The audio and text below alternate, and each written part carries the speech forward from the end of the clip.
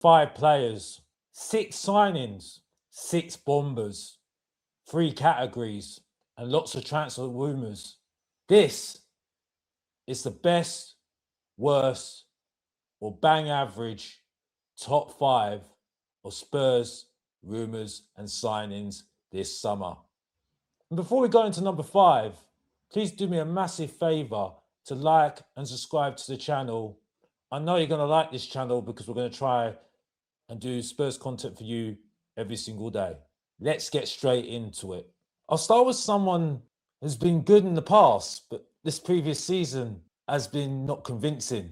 My number 5 pick, Cody Gakpo. My verdict, bang average signing. Cody Gakpo can be described as tall, quick, and can play any position in the front line, left, right, or in the centre. That's powerful carrying the ball, composed finisher that can score with both feet, can track back as well, which is exactly what De Zerbi wants in his system. We have seen last season, in fact, that he has struggled to meet the expectations of Liverpool fans, especially with Darwin Núñez gone, obviously the sad passing of Jota, and Diaz not there either.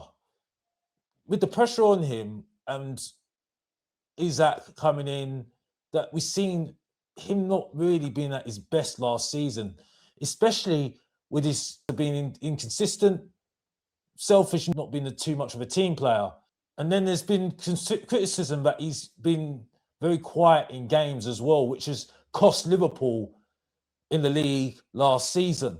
He thinks that he's the main character. That's why I say that he's very selfish, like in Rocky. He thinks of Rocky Balboa, but he can knock somebody out with a punch. Is that enough in terms of scoring goals and actually improving our goals and assists for our forwards? There's a question mark on that. And that's why he's a bang average signing and he's my number 5. Let's move on to number 4. And my number 4 pick is Omar Marmoush. My verdict, bang average signing. Now, he was one of the most sought after forwards in the Bundesliga. Then came to Manchester City.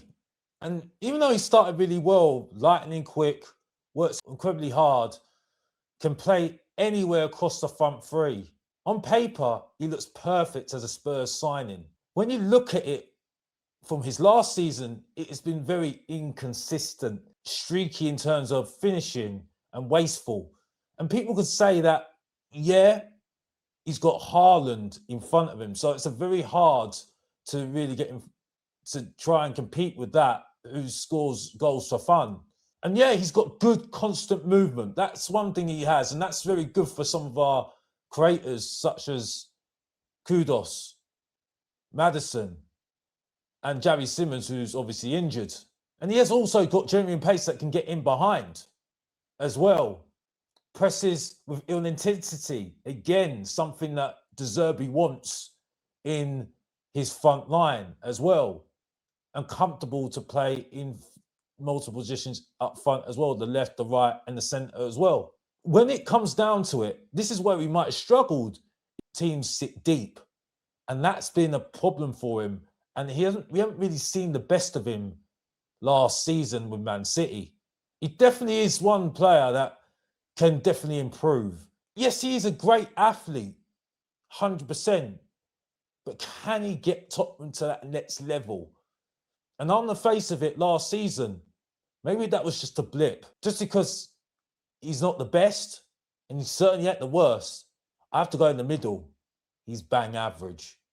But he's still my number 4. Under a lot more scrutiny at the same club, Man City, we move on to number 3. My number 3 pick, Savinho. Verdict, worst signing of the summer. Yes, Savinho is quick, skillful, one of the best young dribblers in Europe. Yet there's no doubt he's exciting in terms of what he can bring, especially what we've got at the moment in the team, which is not good enough. Can he improve Tottenham Hotspur to that next level again? He's a fearless one-on-one dribbler, takes on his man and leaves people for dead in terms of dribbling, genuine pace that can catch people on the counter-attack. And the work rate is second to none, which is good for Tottenham Hotspur, especially for De Zerbi. However, he doesn't score enough chances, even though he makes chances for himself. Kind of shows that his decision-making isn't very good. And the physicality, he struggles, especially when a team sits back and defends. And it just shows with the numbers. The numbers of assists and goals at his time at Man City. Now, I know Jerome, he wasn't that bad, and that's why he got bought at Man City. When you look at it from his 2024-25 season, all competition for Man City, 48 appearances, 3 goals, 13 assists. Then it's gone down from last season when he was linked with Tottenham. 2025-2026 season, all competitions, 36 appearances, 4 goals, and 2 assists. It's terrible in the face of it, really. Let's be honest here. You know, is he any better? Let's ask the question. Than Tell or the Bear? Maybe not even Mono Solomon. Is he going to be an upgrade on it? Is he just going to be the above average Alderbear? And that's the question I'm asking. And that's why, out of the 5 of players I've got, he's the worst signing of this summer at my number 3. Let's move on to number 2 that will split opinions. Number 2 pick is Matheus Fernandes. Verdict, bang average signing. Everybody really wanted this guy. Linked with all the main ITKs, Romano, Ornstein. Young, technical, and excellent, brightest midfielder at West Ham and Southampton before. He's our bomber, our 6th recent signing this summer. And yeah, for years, he's been good and he's got a lot of potential in terms of ball carrying. He's the complete midfielder, similar to Sandro Tonali. Covers a lot of ground, which is undoubtable, especially in the midfield, very impressive. And versatile across the midfield, in the 8, the 6, or even look to be further forward as well. The only problem is, though, and for an £85 million player, he doesn't score enough goals or assists. That's the problem. His final ball sometimes isn't very good. Now, I remember a time last season with West Ham when they played Arsenal and he had that chance and he completely missed. And if West Ham got that draw, that could have been a difference to West Ham staying up and Tottenham Hotspur going down. And that's a question that you're asking with Matheus Fernandes. There were better midfielders on the market, in my opinion. Yuri Tillemans, Manu Kone in Italy. And this is the problem I have with it. The money that we paid for him at £85 million, and the fact that this guy has got relegated twice, which you can't ignore, which is fact, with West Ham and Southampton. And West Ham, you've got to have a look at that one. That's why he's the bang average signing for me at my number 2, Matheus Fernandes.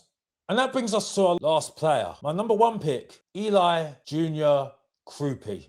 Verdict, best signing of the summer. Tottenham have been linked with recently Eli Kroupi, who has been very, very impressive coming from Bournemouth and really impressing a lot of teams with his start and his quality.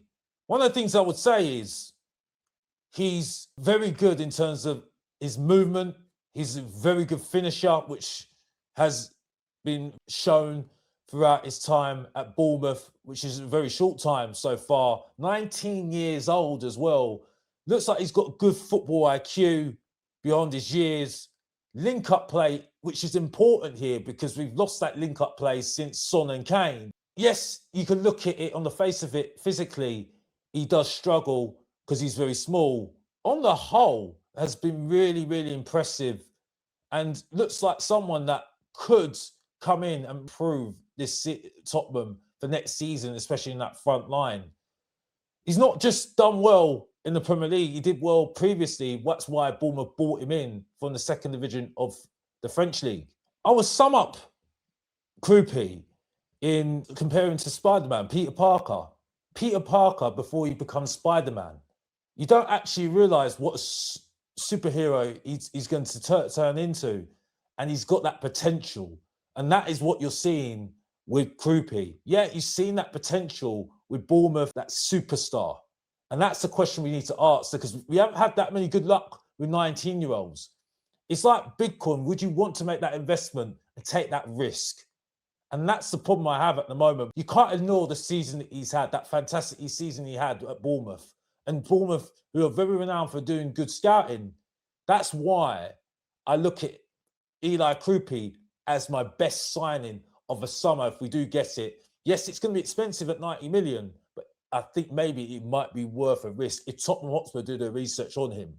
At number 1, Kroupi, my best signing. And there you have it. Do you agree? Do you disagree with the choices I've made?